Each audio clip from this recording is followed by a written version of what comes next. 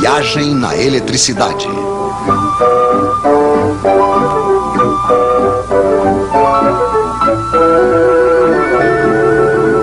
Os Três Mosqueteiros. Agora sabemos o que é a eletricidade. Entre dois fios, liga-se um gerador. Dentro de um dos fios, temos elétrons demais. Dentro do outro, falta. No outro lado dos fios, os elétrons passam através de um receptor, desprendendo energia. Isso faz uma corrente de elétrons. É muito simples. Infelizmente, na prática, não vemos os elétrons. E se vocês quiserem se situar nos circuitos elétricos, precisam de um pouco mais de informação, é claro. Esses senhores vão nos ajudar.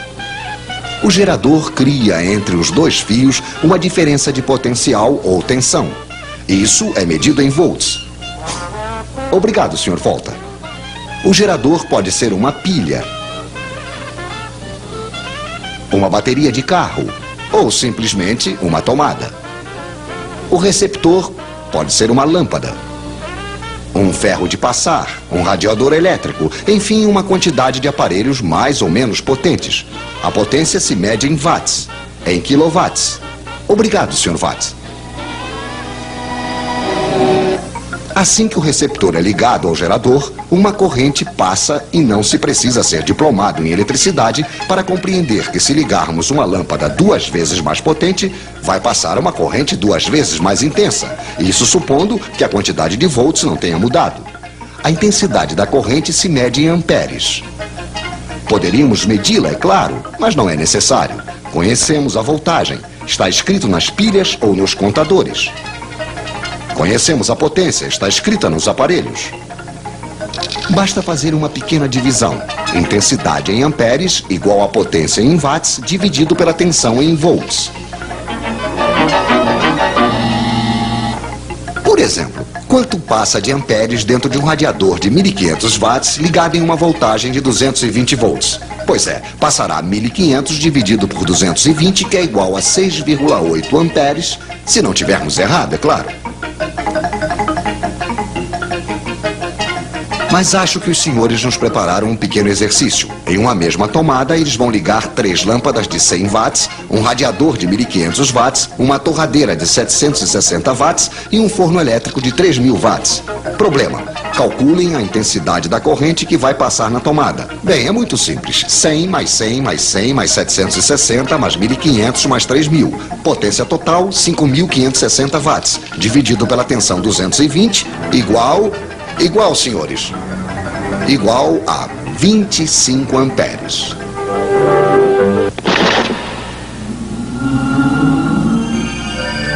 Pois é, não passou absolutamente nada. Ou antes, passou tantos amperes que os fios esquentaram, o isolante queimou, a corrente contentíssima, claro, passou diretamente e houve um curto-circuito. Os nossos senhores não conhecem o disjuntor. O nosso radiador esquenta por quê? Porque no interior, a corrente passa em um fio que tem uma certa resistência. Para a resistência dos receptores, precisamos de um quarto mosqueteiro, o ohm, que se escreve ômega. Obrigado, Sr. Ohm. Poderíamos medir esta resistência, mas também não precisamos, pois é calculada facilmente. Resistência em ohms igual a tensão em volts dividido pela intensidade em amperes.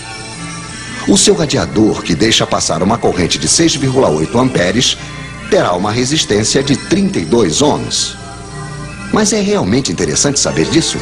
Sim, pois os fios que vão para o radiador também têm uma certa resistência.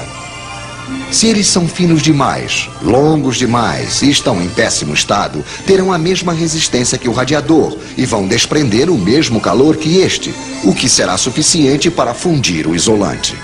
Moral da história: fiquem atentos para não deixar passar amperes demais em seus fios. Então retenham os nomes dos seus 4 mosqueteiros: watt, ampere, ohm, volt. E se além do mais vocês retiverem sua fórmula, estarão quase diplomados em eletricidade.